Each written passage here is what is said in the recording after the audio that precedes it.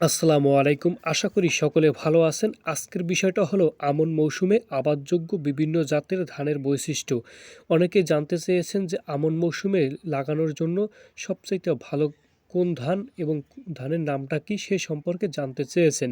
তো আজকে আমি এখন আপনাদের সাথে আলোচনা করব আমন মৌসুমের সেরা 17টা জাত নিয়ে, এবং এইগুলো আপনারা আমন মৌসুমে লাগাতে পারবেন, রোপণ করতে পারবেন। সেজন্য আমি জাতগুলো বলে দিচ্ছি, প্রয়োজনে আপনারা লিখে নিতে পারেন অথবা ভিডিওটি আপনাদের প্লেলিস্টে সেভ করে রাখতে পারেন। তাহলে যে কোনো সময় আপনারা দেখতে পারবেন আমনের সিজন আসলেই আপনারা কোন ধান রোপণ করবেন, কোনগুলো ভালো ফলন হবে সে সম্পর্কে কিন্তু অটোমেটিক জানতে পারবেন, কারো কাছে কোনো জিজ্ঞাসা করার প্রয়োজন হবে না। তো সর্বপ্রথমে আমি যে জাতটা বলবো সেটা হলো BR10 ধান। এর চাল হলো মাঝারি চিকন। তারপরে নাম্বার 2তে হলো BR11, এর চাল হলো মাঝারি মোটা। নাম্বার 3তে হলো BR22, চাল খাটো, মোটা ও সাদা এবং নাবিজাত। 4 নাম্বার হলো BR23 ধান, চাল লম্বা, চিকন ও সাদা এবং নাবিজাত। নাম্বার 5-এ হলো বিরিধান 30, চাল মাঝারি, চিকন ও সাদা। নাম্বার 6-এ বিরিধান 32, এর চাল মাঝারি, মোটা ও সাদা। নাম্বার 7-এ বিরিধান 39, চাল লম্বা ও মাঝারি, চিকন। নাম্বার 8-এ বিরিধান 49, এর চাল মাঝারি, চিকন।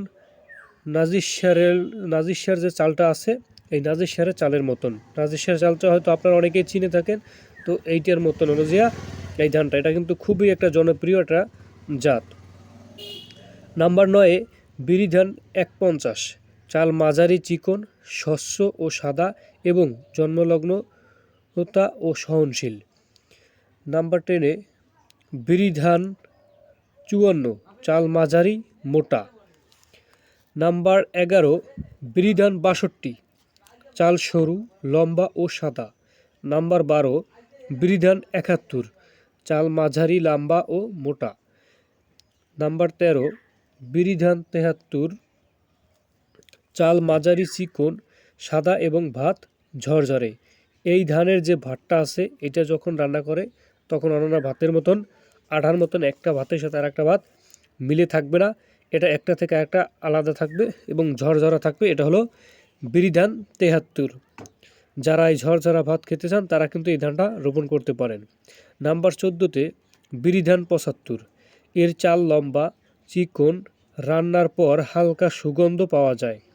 এই যে বিরিধান 75 আছে, এই ধানটা দিয়ে আপনার কি হবে, রান্না করলে পোলাও চালে যেরকম একটা ঘ্রাণ আসে, ঠিক সেরকম এই ধানটা লাগালে, এই ধানটার যে চাল আছে এই চালটা রান্না করার পরে এটা থেকেও মানে খুব সুন্দর একটা সুগন্ধি ঘ্রাণ আসে।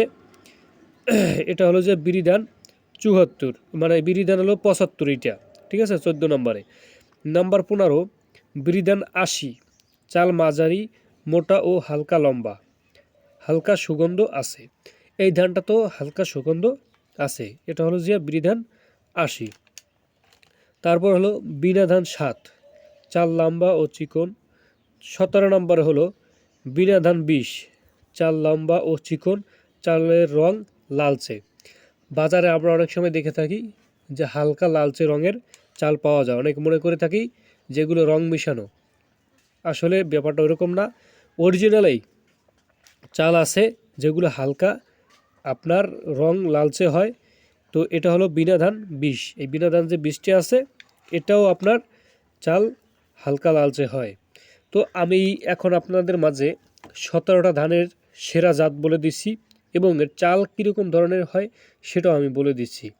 এগুলো সবেই আপনারা আমন মৌসুমে চাষযোগ্য, আবাদযোগ্য এই জাতগুলো। আশা করি আপনারা বিষয়টা বুঝতে পেরেছেন, এবং আপনারা যদি জানতে চান যে বেশি পানিতে কোন ধান লাগাবেন এবং কম পানিতে কোন ধান লাগাবেন এবং শুকনো জায়গায় কোন ধান রোপণ করা যাবে সে সম্পর্কে যদি আলাদা আলাদা ভিডিও পেতে চান, অবশ্যই আপনারা কমেন্ট করে জানাবেন। আমি আপনাদের একে একে সব সুন্দরভাবে বলে দেব, বুঝিয়ে দেব ইনশাল্লাহ। আশা করি ভিডিওটি আপনাদের ভালো লাগবে, তাই একটি লাইক দিয়ে এবং শেয়ার করে অনেকে দেখার মতন সুযোগ করে দেন। ধন্যবাদ সকলকে।